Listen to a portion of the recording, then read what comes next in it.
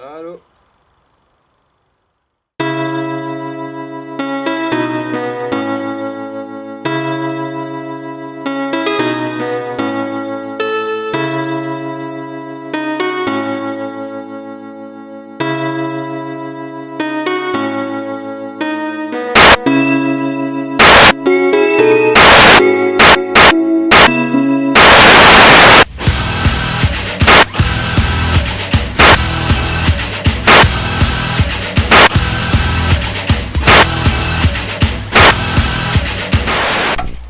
Bonjour Seb, comment vas-tu?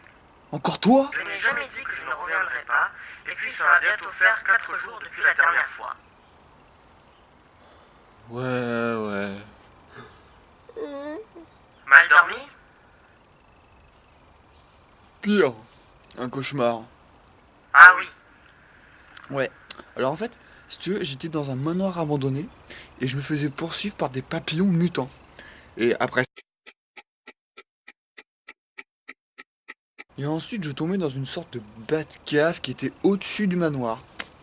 Ah oui, quand même. Ouais, c'était l'horreur. Ne te plains pas. Il y a bien pire qu'un cauchemar quand on dort. Ah ouais? Et qu'est-ce que c'est encore ton truc là? La paralysie du sommeil. La paralysie du sommeil est un trouble du sommeil qui survient généralement dans un état entre le réveil et l'endormissement. Ça peut se passer soit le petit matin, soit au cours d'une sieste dans la journée, et dans certains cas, ça peut se produire même le soir. Ce trouble rend la personne paralysée. Elle est réveillée mais se retrouve dans l'incapacité de bouger et même de parler. Cela peut durer quelques secondes comme plusieurs minutes. La paralysie du sommeil est souvent accompagnée d'hallucinations visuelles, auditives, olfatives et même tactiles. Les victimes de cette paralysie ont cette sensation que quelqu'un leur écrase le corps, provoquant une sorte d'étouffement. Généralement, les interprétations de la paralysie du sommeil se regroupant en un thème. L'impression d'une présence étrangère et oppressive dans la chambre. Bref, la victime est prise d'une grande terreur dans l'incapacité de bouger et de se défendre. Wouah, c'est chaud ton truc là, mais du coup, ça peut arriver comme ça, n'importe quand? En général, les personnes prises de ce trouble dorment allongées sur le dos et s'endorment stressées. Ok, donc, dormez serein. Exact. Et pour bien cerner la chose, je vais devoir te présenter les différents niveaux d'hallucination. Oh wait, j'ai pas vraiment envie de les connaître en fait. Comme tu le sais, j'ai les moyens de te faire taire. Mais t'es qui putain? Qu'est-ce que tu me veux? T'es où sur le net? Je suis le net et je t'ai déjà dit ce que je désirais dans le premier épisode. Le premier... Mais quoi? Donc, les hallucinations se mesurent d'une simple apparition éphémère à une hallucination complète où la personne est convaincue que quelqu'un ou quelque chose de dangereux se trouve avec elle. Dans la majorité, cette présence est simplement ressentie comme si le danger se trouvait en dehors du champ de vision. La présence se trouve être malfaisante, inquiétante et irait s'asseoir sur le torse de la victime. Plus précisément, comme hallucination, on relate des sons comme des craquements, des sonneries ou des bruits secs, voire même des bruits de pas. Visuellement, ce sont des hallucinations qui comportent des effets lumineux qui sont vus par la personne. Parfois, la personne aura aussi l'impression d'être tirée par les jambes ou même des fois de trembler violemment. Et ça peut durer plusieurs minutes?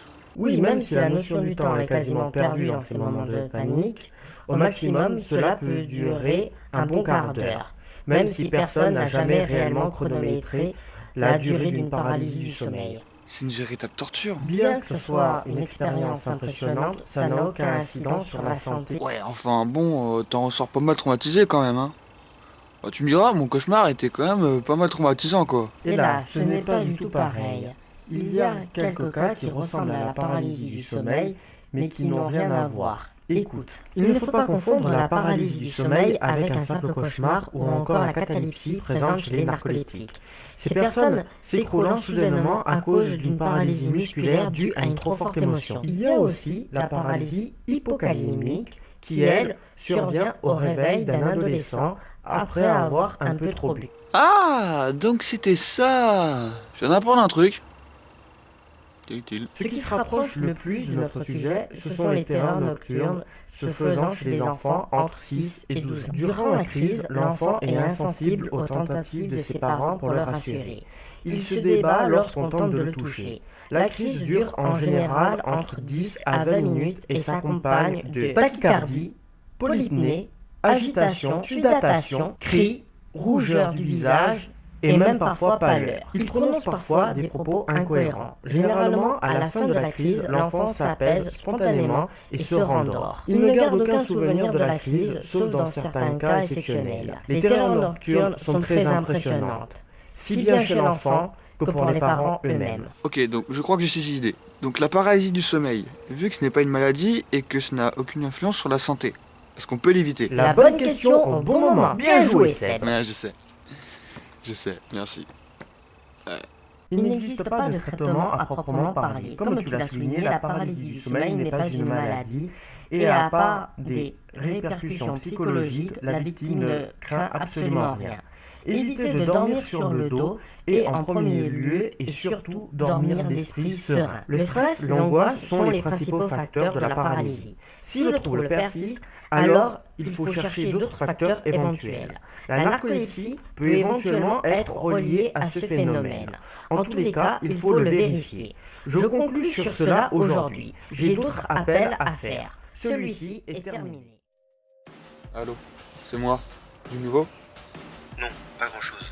Aucune trace de lui sur le net. Il t'a recontacté? Je viens de le quitter. Il a dit qu'il allait passer d'autres appels. S'il va de personne en personne, il va devenir une véritable légende urbaine à se dissimuler aussi bien sur le net. Si bien dissimulé, je suis pas un génie non plus. Juste très expérimenté, c'est déjà pas mal, hein.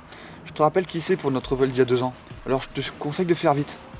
Surtout que la plupart des choses qu'on a volées ce jour-là, c'est ton matériel actuel. Donc me fais pas la morale, s'il te plaît. C'était ton idée. On l'a fait à 2. Bon, bref. Recontacte-moi quand t'as du nouveau. Toi de même. Et puis, désolé de m'être emporté. T'inquiète, je te comprends. Je trouverai Corpus. Je lui ferai cracher le morceau. Il m'échappera pas.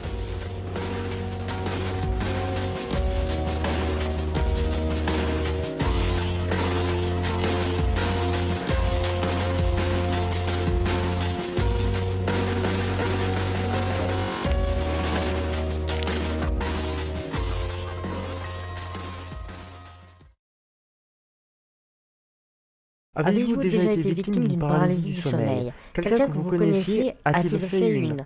Avez-vous été témoin de cette paralysie du sommeil? Dites-le nous dans les commentaires.